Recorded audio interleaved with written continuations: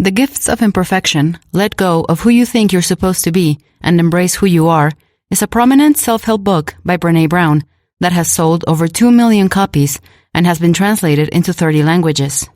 This New York Times best-selling book uses anecdotes and research to create a coherent, enjoyable reading experience. Throughout the book, Brown teaches how we should learn wholehearted living so we can fully embrace the different opportunities and joys life provides us. An expert on shame, Brown brings her professional expertise to her book to show readers how to cultivate self-worth and let go of the perfectionistic tendencies that make it hard for people to feel fulfilled in life. Brown came upon her conclusions after she experienced burnout professionally and sought therapy to fix her broken relationship with success and worth. She shares professional and personal wisdom that helps readers reorient their relationships with themselves. Brown expertly leads readers using 10 guideposts that target different emotional entities to improve our lives within our bodies, minds, and souls. Ultimately, Brown encourages readers to leave behind the people we feel pressured to be, and to be instead the versions of ourselves who make us the happiest. Brené Brown begins by describing how her career was built around pattern seeing. She explains that once a person finds a pattern, it is hard to stop seeing that pattern, which impacts how people behave.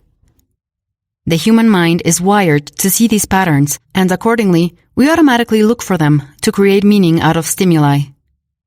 Brown is a researcher and professor who enjoys finding patterns in her work and building meaning around them, but she was caught off guard with her research in November of 2006, when she almost wished to unsee the research because of how unexpected it was. She created a study to examine shame in people. As she looked at the stories of the participants, she used the word wholehearted to describe how much they embraced life. Wholehearted people lived to the fullest and weren't afraid of being vulnerable. Brown searched these people for what they had in common. With her results, she compiled a list of things to do and not to do to be wholehearted. The part of the study that shocked Brown was that she discovered that the wholehearted people were not behaving in the same way she was. In fact, she was doing many of the opposite things to the wholehearted people. She realized how critical it was for people to embrace themselves and live unashamed, and she was not living a life free of the pressures of perfectionism. Brown didn't confront her results until 2008, when she began working with a therapist because her life felt like it was falling apart. She felt burnt out from her career and wasn't sure what to do about it, but gradually, she worked through her issues and began to reignite her creativity and joy. She was reintroduced to the happy parts of her life and stopped thinking so much about concerns such as what other people thought of her or perfection. Her spiritual awakening led Brown to write a book on her newfound knowledge. She says, "I now see how owning our story and loving ourselves through the process is the bravest thing that we will ever do." That is the heart of her message as she continues to explain the steps to a wholehearted life throughout the book, leading us on a journey to being at peace with ourselves. Wholehearted living. The journey. To live wholeheartedly, people must remember that wholehearted living is a journey, not a destination. Brown urges readers to contemplate what things we need to bring on our lifetime journey.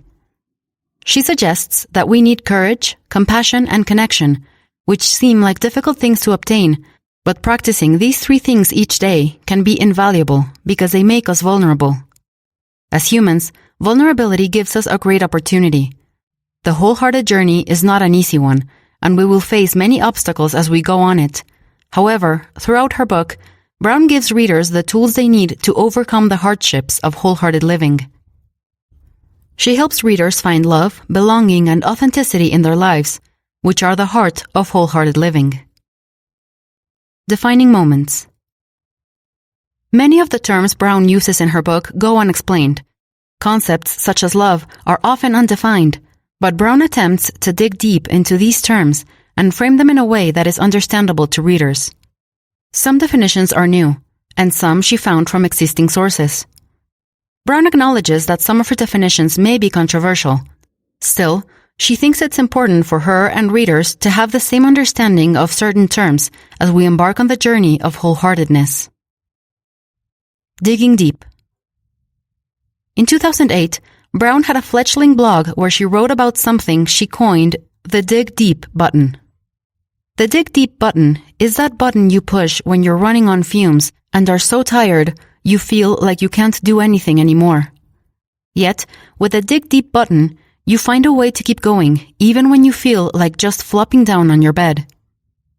We use it when we don't have enough time to take care of ourselves and have so much else to do. In her blog post, Brown vowed to slow down when she felt physically or mentally drained instead of using the button. Brown discovered that people who live wholeheartedly know how to dig deep without the use of the Dig Deep button. They can be decisive and deliberate with their actions, making it easier for them to be productive without having to force that productivity. What I hope to contribute. While topics such as self-compassion, belonging, worth, and perfection have been written about before by many researchers, Brown feels that her book is unique in that it discusses how to create a wholehearted life using her extensive study of shame and fear. These topics are very arduous and sometimes discouraging to study, in Brown's experience. If we want to change our lives, Brown insists it's crucial that we have a candid discussion on such topics and how we commonly prevent doing wholehearted acts. Brown believes her research on shame gives her the strongest insights into how to create the required conversations, because she has an expert understanding of how shame can impede us from living life to the fullest. Additionally, Brown also understands how to fight against this shame, which she teaches the reader throughout the book using various strategies. Courage, compassion, and connection. The Gifts of Imperfection. The Gun for Hire Shame Storm.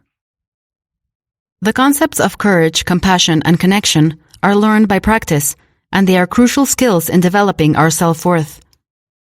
Brown begins the chapter by describing a parent-teacher organization event she spoke at, and on this occasion, she was met by a hostile audience. One man in the audience was especially hostile and loudly reacted to her speech. As a result, Brown tried to speak louder and gave more statistics, getting carried away by her emotions. When she finished the speech, she was embarrassed by her behavior. Luckily, she was aware of how to use courage to reach out to someone instead of keeping her shame private, because shame thrives on secrecy. It's crucial for people to break through their secret shame and talk to loved ones about what shames them. We need to find friends who we can talk to and will feel empathy for us and relate to our shame. Courage. Courage is one of the common features wholehearted people share. Courage stems from the Latin word for heart, so it originally meant to express one's thoughts by sharing what was on one's heart. The courage Brown vouches for isn't about being superheroes. Rather, she wants us to have ordinary courage, which is about being vulnerable and open with our feelings. Courage can be found in a student raising their hand when they don't understand something the rest of the class does, or being excited about a possibility that may not happen. It can be comforting to reach out and share stories of imperfection with others who may feel they are alone in their imperfection, but are not alone at all. Compassion. Compassion forces people to get up close and personal to things that we fear. The term compassion is rooted in suffering with others. Compassion is not easy, because to be compassionate, we must recognize our shared humanity and the hardships that come along with it. Boundaries and compassion. Brown claims that an important part of having compassion is having boundaries. She was shocked to discover this information because to her, it seemed counterintuitive. She says, "The better we are at accepting others, the more compassionate we become." Without boundaries, it can be hard to accept those who hurt us and disrespect our needs. She suggests that instead of using our energy to blame people and be angry, it would be better to hold people accountable for their actions. Blame can be toxic, but accountability is healthy because it allows us to give consequences without creating shame and to detach people's behaviors from their true selves. Connection. It is human biology to want connection, and in fact, we need it to do well in our lives, which researchers like Daniel Goleman wrote about using neuroscience. Connection allows us to work together mutually and have stronger results. Brown warns against false connections, like those found through social media. Our myth of self-sufficiency often stands in the way of finding true connection. Wholehearted living is a decision anyone can make. We can seek connection even if doing so changes the social structures we established. We have to be willing to be open about our stories and feelings. Exploring the power of love, belonging, and being enough. Love and belonging are crucial to a fulfilled human experience, and Brown discovered that a feeling of worthiness separated those who felt love and belonging versus those who didn't. It's hard for many people to believe in their worthiness without prerequisites such as being worthy when they finally lose weight or get a promotion. However, true worthiness is in the moment and detached from our list of requirements. To be wholehearted, we must find worth in the present, not the future. Defining love and belonging. Many people don't question what love means. It is something we assume we know the meaning of, but we can't easily define it. We also tend to define belonging as fitting in, even though people can camouflage themselves to be accepted without truly belonging. Brown points out that these terms are uncertain, inextricably connected, and are needed by all humans. Brown defines love as something that's developed and nurtured. It is the ability to be known in the most intimate, vulnerable ways and find connection through acts such as kindness, trust, and respect. It is not something to give or receive. Rather, we grow it and must be careful of things such as blame, shame, and disloyalty, which can damage the roots of love. Meanwhile, Brown defines belonging as the human yearning to be part of something larger than ourselves.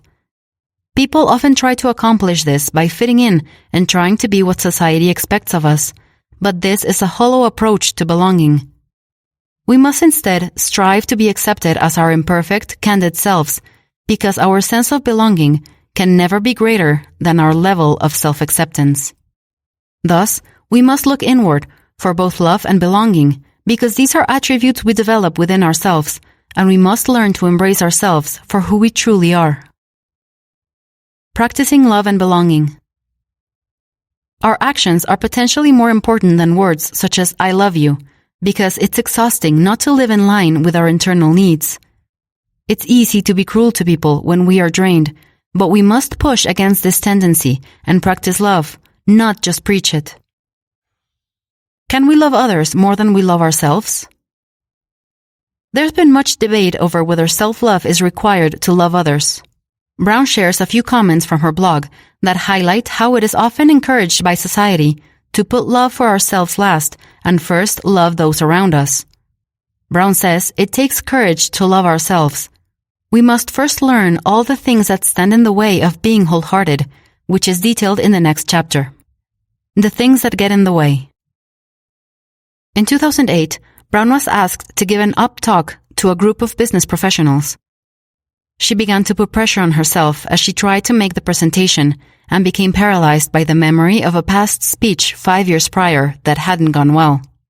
She confessed all this to her husband, explaining how, upon giving that dreadful speech, she was told to keep her talk joyful and to avoid talking about shame, which was her area of research. Not knowing how to keep shame out of her speech, Brown froze up and couldn't find much to say. Recounting the story to her husband made Brown feel better and remember her voice, and she was able to write a speech that went over well with her audience. Brown realized that she couldn't just write an easy list of how to be joyful, because in her research, she knew that wholehearted living requires a lot more work and forces people to deal with some discomfort along the way. We live our lives drawn to how-to lists that we hope will make us happy. For example, people may know how to eat healthy and can recite Weight Watchers points. Yet, many are still obese. We may know how to fix a problem, but we often don't address the barriers that block us from acting upon what we know is healthiest for us. Too often, we say we can't love ourselves until we meet a certain goal and hustle for worthiness. We keep our shame a secret instead of releasing it through connection, even though shame is something we all have. Then the shame begins to control us because we keep it bottled up, and the more we stay silent about it, the more shame thrives. Shame Resilience 101. Shame is the feeling of smallness that makes us believe we cannot belong and are unlovable.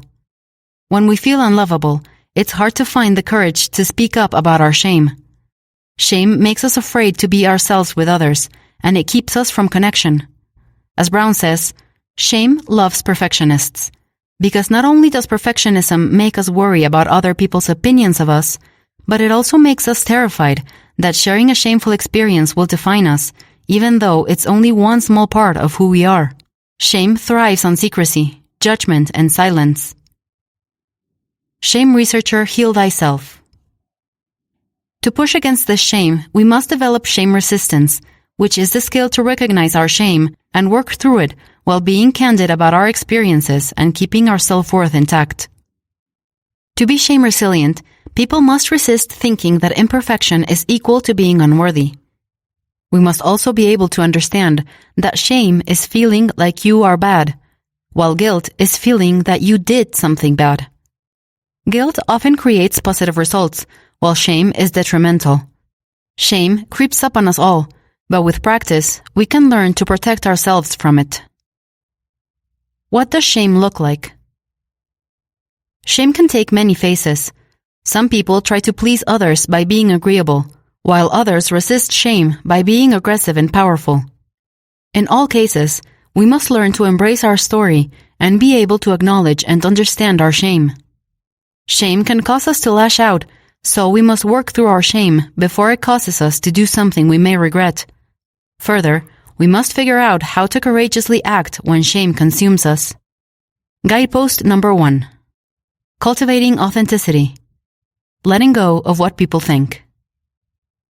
The first of Brown's 10 interconnected guideposts to cultivating wholeheartedness is cultivating authenticity by learning not to be controlled by other people's opinions. Brown says that authenticity is something we practice and is not something we innately are or aren't. We have the choice to decide how authentic we will be, which can be tiring because it is a challenge to be authentic when we are pressured to fit certain societal norms. Brown defines authenticity as the daily practice of letting go of who we think we're supposed to be and embracing who we are. Being authentic means deciding to accept our imperfections, enforce boundaries, and to let ourselves be vulnerable. Authenticity allows us to live wholeheartedly, even as we fight our shame.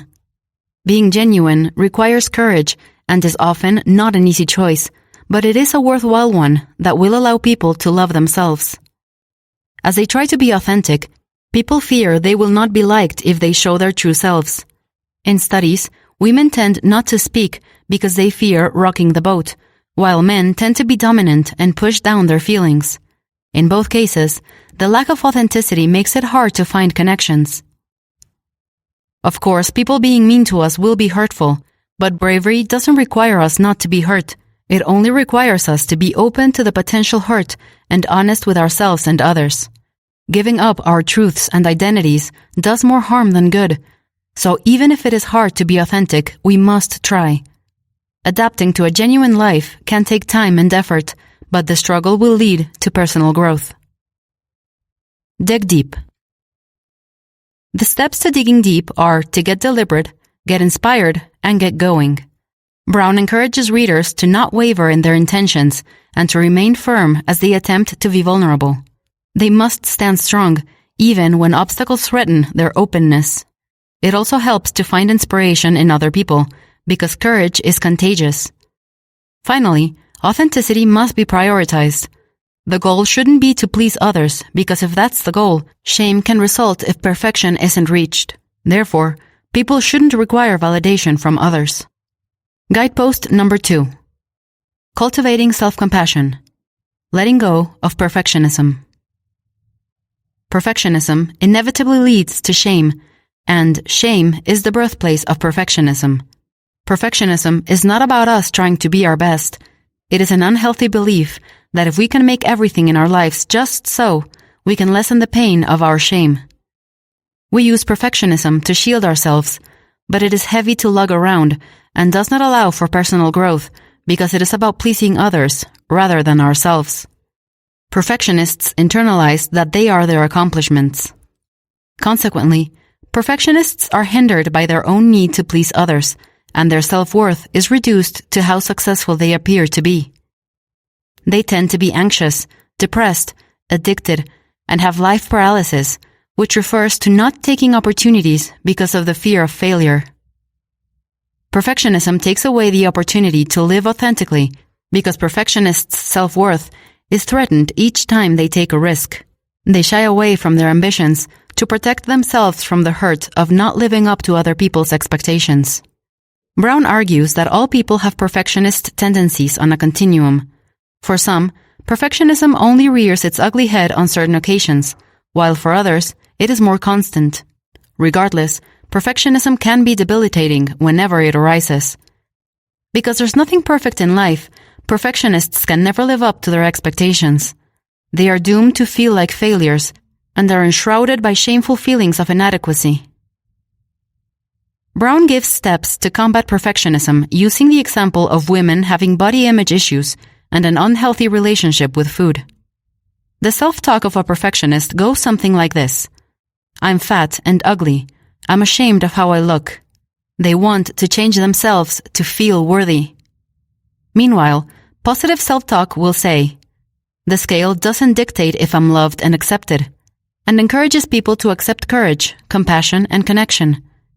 Using this more positive language can create a healthier mindset.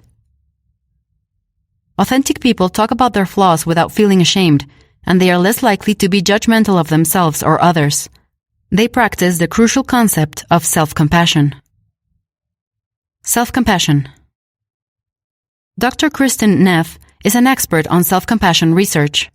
She claims that self-compassion includes self-kindness, being nice to ourselves when we feel we have failed, common humanity, acknowledging that all humans share the pain we feel, and mindfulness, not overweighing or underweighing our negative emotions.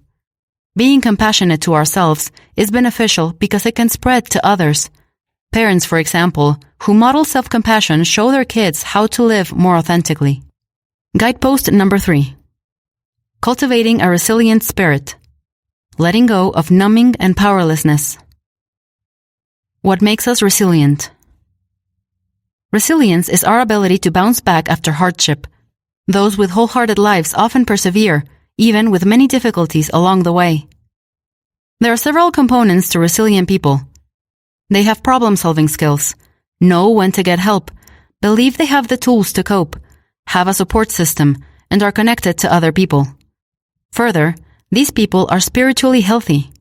By spiritual, Brown doesn't necessarily mean religious. She means they believe there is a higher power that connects them to other people and is rooted in love and compassion. Additionally, spirituality gives purpose to people's lives. Many of the people Brown spoke to believe in God, but there were others whose higher powers were in non-religious devices. 3 important patterns emerged as building blocks of resilience: hope, critical awareness, and refusal to numb suffering, which Brown details further in the subsequent sections of the book. Hope and powerlessness. Brown begins by explaining how the words hope and power are frequently misunderstood. Hope is a cognitive process and not an emotion. When we set attainable goals, we have hope. Then, we can create a path to reach these goals, as well as alternatives in case something goes off course. Hope is when we believe we can accomplish something, and it's something we can learn to cultivate. Hope allows us to acknowledge that while something is difficult, we can still accomplish it.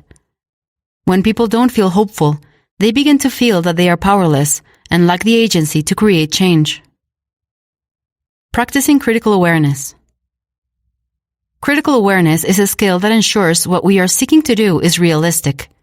Images we see in the media can create unrealistic expectations for us. We want to trust what we see, but we must learn to think critically about those images.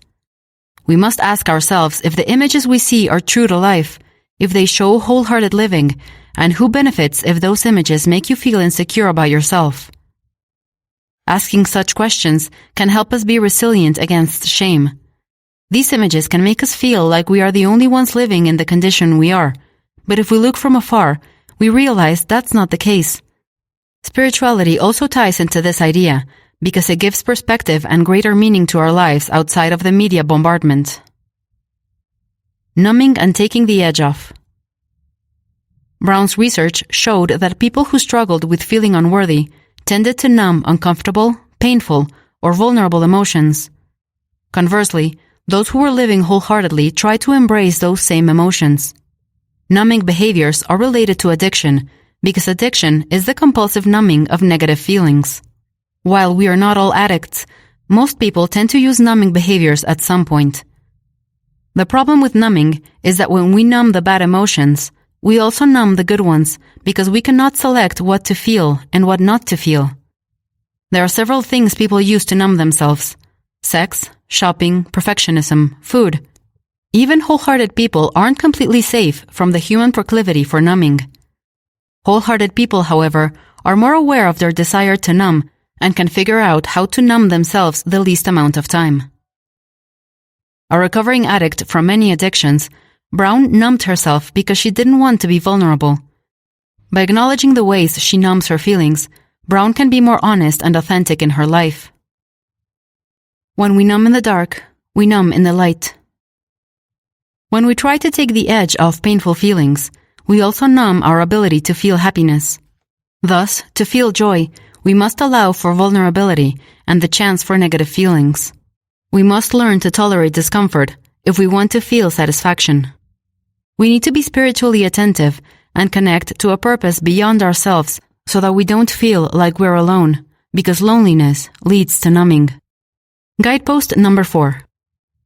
Cultivating gratitude and joy. Letting go of scarcity and fear of the dark. Many people have an erroneous view of how to belong. For years, Brown thought that if she forced herself to fit in, she would feel accepted and have a sense of belonging. However, the real key to belonging is allowing your true self to be seen publicly, which requires self-love. Additionally, she had an important revelation when she discovered the relationship between joy and gratitude. Every wholehearted person she interviewed liked to practice gratitude, which connects to spirituality, because those who practice gratitude and joy believe in the connectivity of humans to a higher power. Gratitude. During Brown's research, a word that appeared consistently regarding gratitude was practice. Brown learned that having an attitude towards something isn't the same as acting on that idea. Thus, wholehearted people practice gratitude by keeping journals or stating what they are grateful for when their lives get stressful. Gratitude requires action for it to be helpful. Without action, it feels lifeless. What is joy? Joy is not synonymous with happiness. The people Brown interviewed were often grateful and joyful without constantly being happy. Happiness relates to circumstances, while joy is more about the spirit's state. Happiness is based on the external, while joy is based on the internal. Moreover, no one is always happy or always joyful, even wholehearted people. Happiness is good, but people who live wholeheartedly do so using joy and gratitude as foundations. Scarcity and fear of the dark. As Brown wrote her book and described the forces that prevent us from obtaining gratitude and joy, she realized that joy was similar to twinkling lights because it flickers in and out of our lives. Sometimes we miss out on the bursts of joy because we're too busy chasing down extraordinary moments. Other times, we're so afraid of the dark that we don't let ourselves enjoy the light. Brown says life is joyful instances strung together by trust, gratitude, inspiration, and faith. Fear of the dark. Both joy and gratitude require vulnerability, and sometimes people are afraid to be open. They think being grateful will open the door to forces that will undermine their gratefulness, or they think there is no sense in being joyful because that joy will be finite. Brown describes how she looked down upon her sleeping daughter and felt joy at seeing her child, but was distressed by thoughts about something bad happening to her. Upon reflection, she realized that it was this fear that defined her joy, because we can convert fear into gratitude and feel joy for all our blessings. Scarcity. It's natural for people to worry that the things we're most grateful for will soon be lost, and to block out the potential hurt, we run from joy and gratitude. Unfortunately, running from vulnerability cannot lessen our suffering because by not practicing joy and gratitude, we alienate ourselves from the things that will help us endure crises. Instead of believing things that will provide us happiness are scarce, we should have a mindset of sufficiency. All parts of our lives don't have to be extraordinary because we can find gratitude and joy in the ordinary, which can be ample if we're in the right mindset. Guidepost number 5. Cultivating intuition and trusting faith. Letting go of the need for certainty. Intuition. Intuition is not just a gut feeling as some people mistakenly reduce it to. Rather, it is a rapid-fire process that the brain goes through unconsciously using past experiences and knowledge to come to conclusions and make decisions. In short, it leads us to dig for logical answers and facts and tells us when to follow our gut reaction. Many people detach themselves from their intuition, which leads to indecisiveness and seeking other people's input because we don't trust our knowledge. Trusting our intuition is incredibly beneficial because it will tell us when we should try to find more information to check the validity of our gut reaction. When we don't trust our intuition, we rush into decisions because we don't want the vulnerability of sitting still and contemplating our options. Intuition is the skill that forces us to sit with our doubts and trust the sources of information we have. Faith. Faith does not have to be illogical.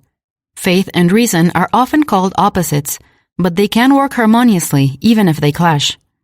Brown defines faith as a place of mystery where we find the courage to believe in what we cannot see and the strength to let go of our fear and uncertainty. To live wholeheartedly, we must embrace what we don't know. That doesn't mean we can't use reason in conjunction with faith, because if we only acted based on guaranteed outcomes, we would barely be living. Thus, we must sometimes risk getting hurt and have faith in ourselves and the world around us. Guidepost number 6. Cultivating creativity, letting go of comparison. As a young girl, Brown was very creative, making special recipes with incompatible foods and exploring the world around her with artistic eyes. By the age of 9, she moved to the suburbs of Houston from New Orleans and became less creative. The homes in her new town looked like one another, as if they were hotels, and she wore a uniform to her Catholic school, making her life uncreative and uniform. Her family tried to fit in instead of being unique. Life became about comparison because it causes people to see who can be the best among a group of similar people. When comparison is prioritized, it creates an environment where people have to both try to stand out and fit in, which is paradoxical. The point of conformity is to be just like everyone else, but better. This behavior does not lead to authenticity or fulfillment. Conforming requires time and energy that leaves no resources for things like joy, gratitude, or creativity.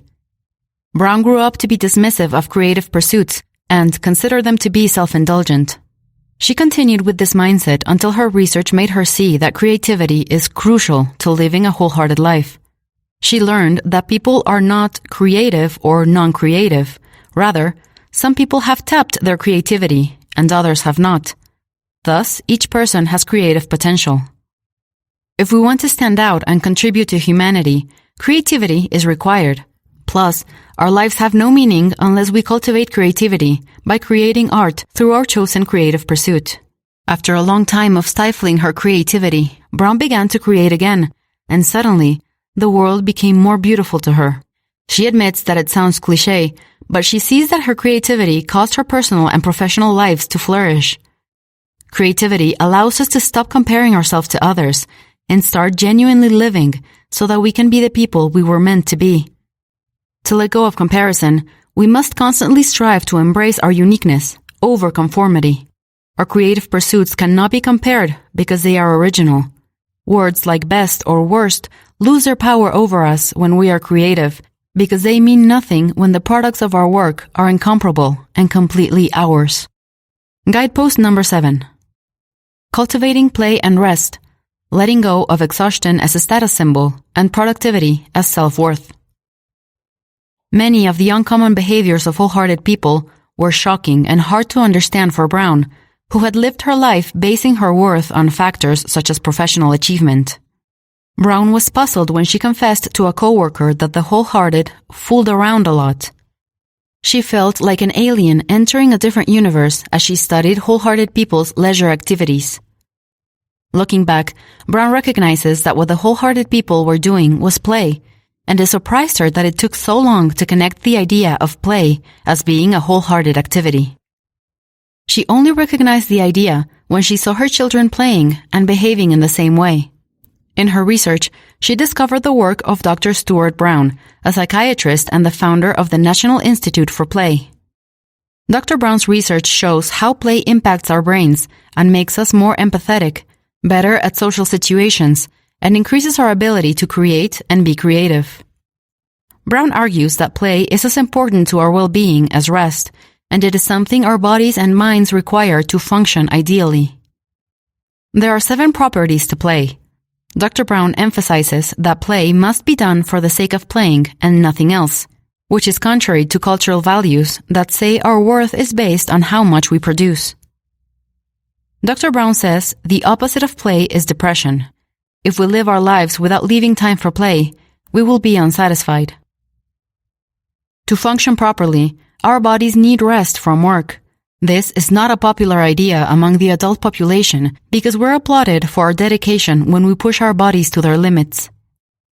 Research shows that a lack of sleep increases the odds of chronic diseases like heart disease or diabetes. Also, driving without proper rest is as dangerous as driving under the influence of alcohol. Yet people are encouraged to push themselves through extreme exhaustion. Taking a nap is deemed lazy, while working on a project after just a few hours of sleep is considered a good work ethic. Likewise, the same messages are produced about play.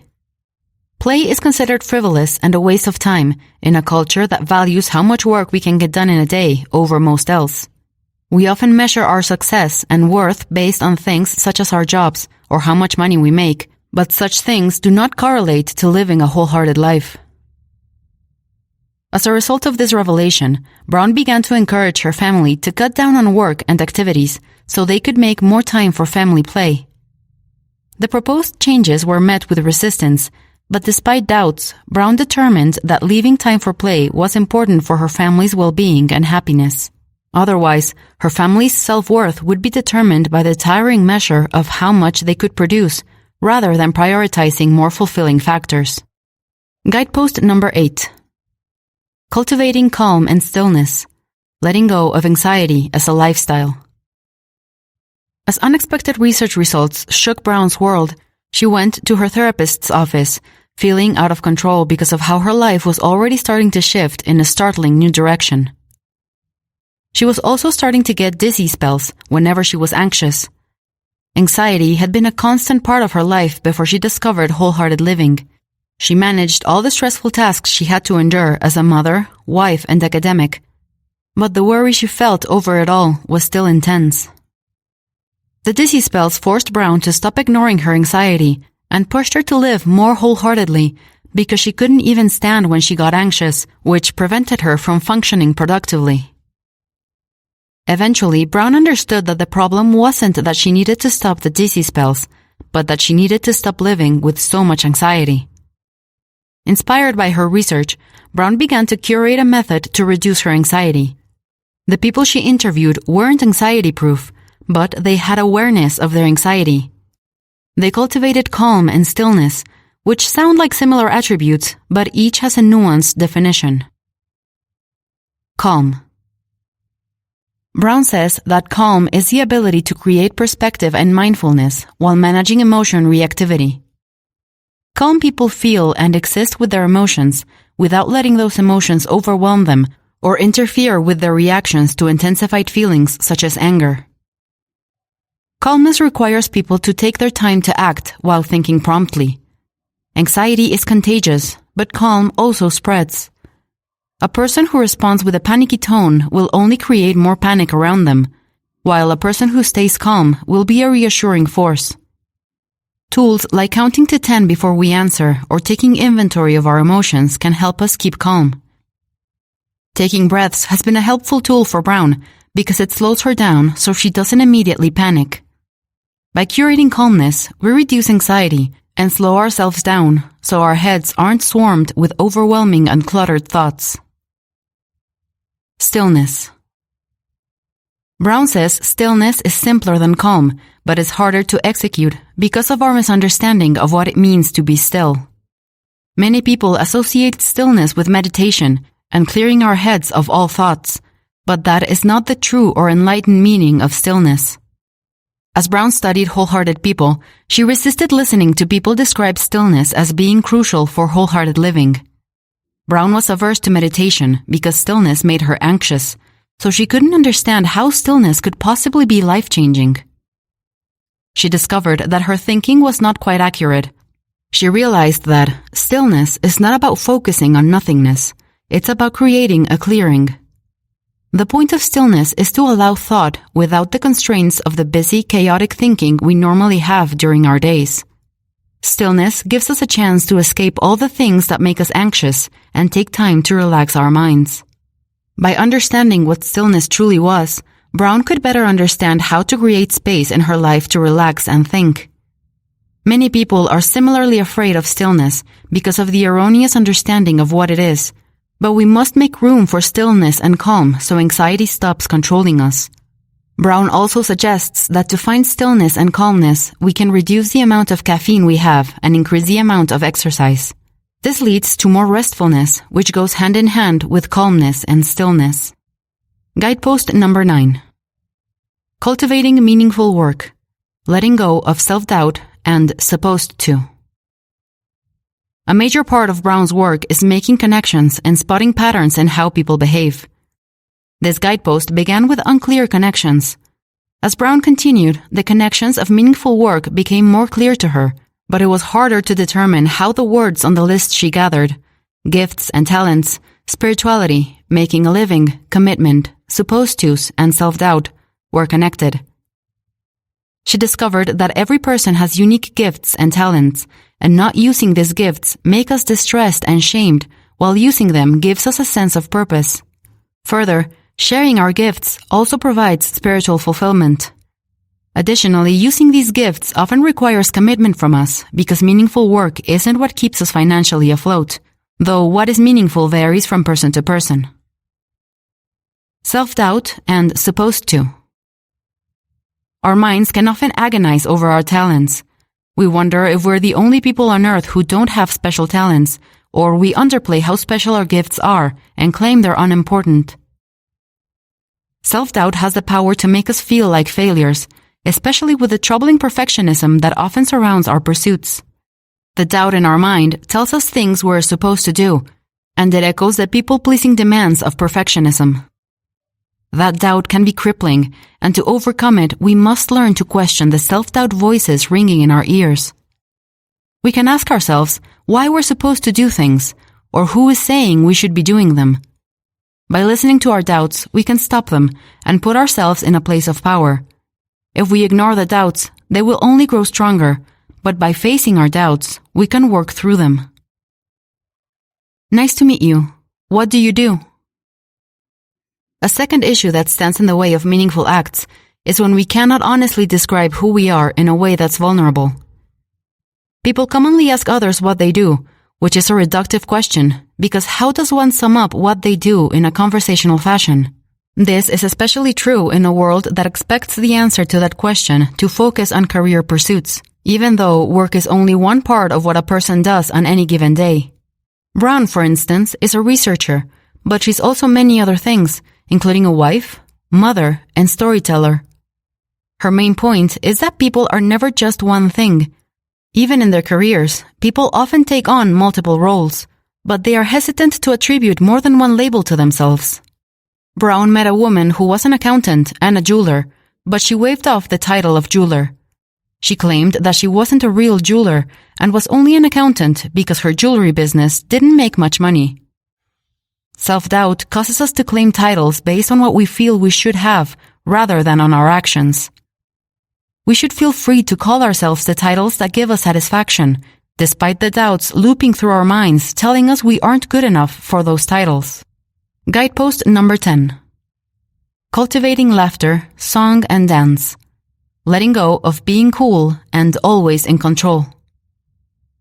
Laughter, song, and dance are important forms of self-expression and communication for humans, and have been for a long time.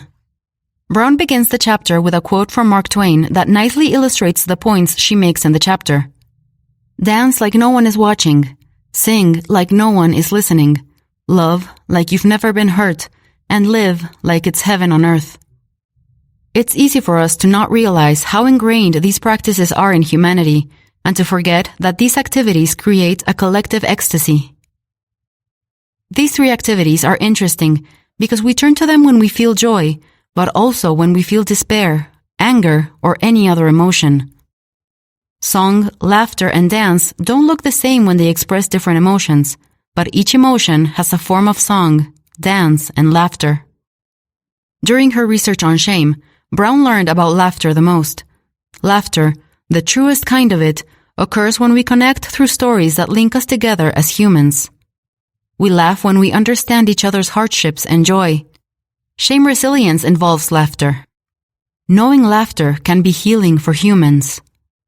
Further, laughter can be very spiritual, encompassing a wide range of human experiences. Song. Song has great power to evoke emotions in us. Think of an intense movie scene with a song playing in the background, and then imagine the scene without the music. The scene will often fall flat without the soundtrack, because music adds an emotional layer.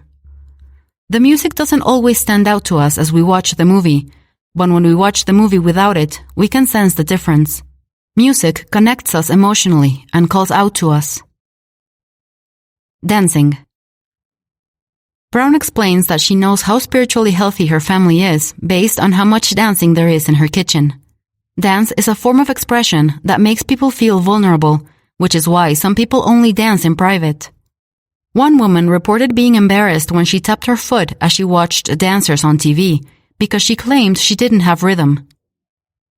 Before children grow up to be self-conscious, they dance along to music innately, and it gives them great joy. Perhaps we should care a little less what people think and allow the joy of dance to fill us. Being cool and always in control. Dancing, laughing, and singing require vulnerability. They require us not to care if people think we are being foolish, uncool, silly, or out of control. Many women fear looking too loud or wild. Men often worry about looking out of control. Too often, it's easier to stand on the sidelines and stay self-contained than to get out on the dance floor and bust a move. However, if we allow ourselves to be more vulnerable and risk looking out of control or uncool, we permit ourselves to be freer and happier in our actions.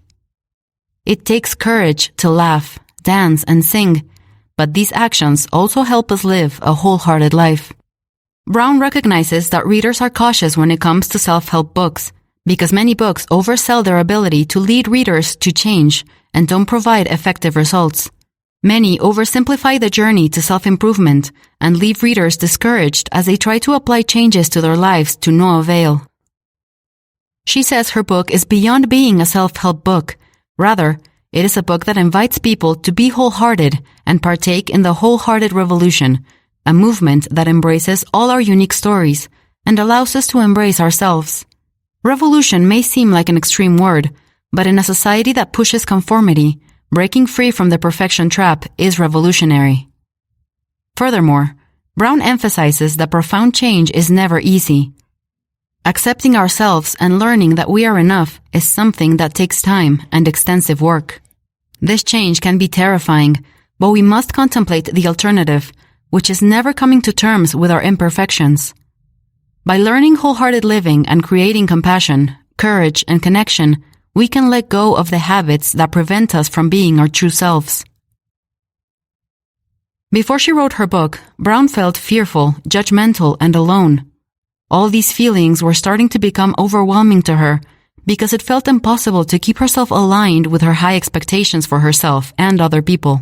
She wondered if there was ever an end to having to prove herself and was discouraged by the pressure she felt to portray herself as a perfect person. In the 4 years since she began the journey to wholeheartedness, her life has changed dramatically for the better. While her personal awakening was difficult, she doesn't regret it one bit because it brought her many gifts and a clearer head. Inevitably, if we don't make a change, we'll remain trapped and feeling unworthy. As Brown astutely says, "For me, the risk of losing myself felt far more dangerous than the risk of letting people see the real me. We can join the movement and welcome our imperfections and not let ourselves feel strange or shamed by them. It is a movement that calls upon us to celebrate our joys and courageously choose to live and love with our whole hearts in an act of defiance. The path to wholeheartedness will be met with resistance from within ourselves and from the people around us, but liberation will occur as we learn to be wholehearted, and that is worth the turmoil.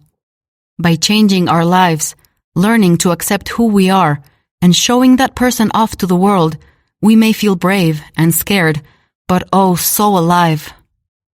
With Brown's suggested changes, we can be vulnerable and stop hiding behind the people we're expected to be. We can rise up and stand firmly in all our feelings, and we no longer have to say we're okay when we're really not. Ultimately, we release ourselves from the burden of being perfect and find fulfillment from showing the world the most genuine form of ourselves.